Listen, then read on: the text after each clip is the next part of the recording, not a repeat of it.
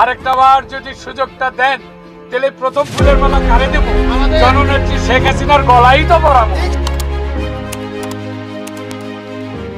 সাভারের মোরাজ্জম ঐক্যবদ্ধ হয়ে রাজনীতিতে ফিরবেন কি? তালুকদার মোহাম্মদ তৌহিদ জঙ্গরা বা সাভারের মোরাজ্জম সাভারের রাজনৈতিক অঙ্গনে এক পরিচিত নাম।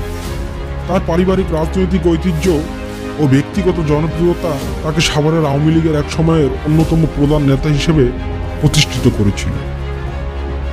2008 সালের জাতীয় নির্বাচনে বিপুল ভোটে জয়ী হয়ে সংসদ সদস্য হন তিনি এবং যুব ও ক্রীড়া মন্ত্রণালয় সম্পর্কিত সংসদীয় স্থায়ী কমিটির সদস্য হিসেবেও দায়িত্ব পালন করেন।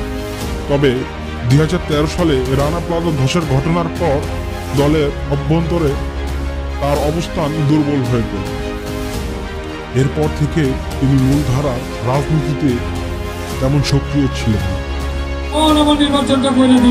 সাভারের মানুষের মধ্যে এখনো তার জনপ্রিয়তা ও রাজনৈতিক কারিশমার কথা আলোচিত হয়। তার সময়ে আওয়ামী লীগের দলীয় সক্রিয় সংগঠন আজও অনেক নেতাকর্মী স্মরণ করে।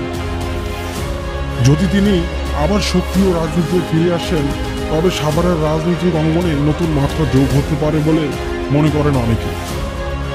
তবে আপনি কি মনে করেন তিনি যদি রাজনীতিতে ফিরে আসেন তাহলে বর্তমান রাজনৈতিক বাস্তবতায় তার জন্য কতটা সম্ভব হবে আগের অবস্থান ফিরে পাওয়া?